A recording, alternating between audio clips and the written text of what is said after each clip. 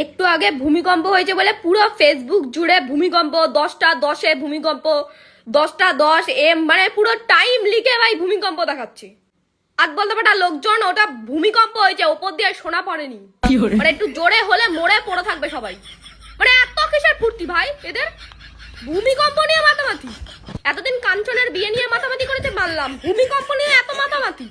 মানে এমন ভাবে টাইম মেনশন করছে 10টা 10 এম 10টা 10 সকাল 10টা 10 এম এমন ভাবে মেনশন করছে মানে ওর বিয়ের লগ্ন মনে হয় কি না কি একটা ভালো জিনিস ঘটেছে।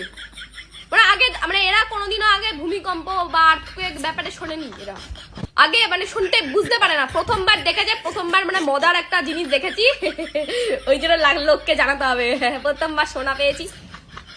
মানে মানুষ মানে ফোন পেয়ে কি মানে কি হয়ে গেছে আমি বুঝতে পারি না। আর আমার তো কাজ সারাদিন শুয়ে থাকা, আমি শুয়েছিলাম মানে খাটফাট নচ্ছে, আমি আমার মাথায় নেই যে ভূমিকম্প তো হতে পারে। আমি আরো ভাবছি যে সালা আত্মা ফাত্তা ঢুকলো নাকি, মানে আমার মাথায় আত্মা ফাত্তার ব্যাপারই ঘোরে, আমি ভূমিকম্প যে হতে পারে মাথাতেই আমার আসেনি। তারপর ফেসবুক খুলে দেখি ও বাবা এই তো দেখি ভূমিকম্প হয়েছে। আমি ভেবেছি আত্মা ঢুকেছে, মানে কেউ কি মরেছে, কারোর আত্মা কি আমার ভর করেছে। আমি আরো ভাবছি কালকে তো আমি মাংস খেলাম, ক্যান্ডেল লাইট ডিনারে মাংস খেয়ে নিমতলায় মানে নিম গাছের তলায় হাত ফাত ধুলাম, তাহলে কি আত্মা ফাত্তা ঢুকলো, আমি এসব ভাবছি আবার।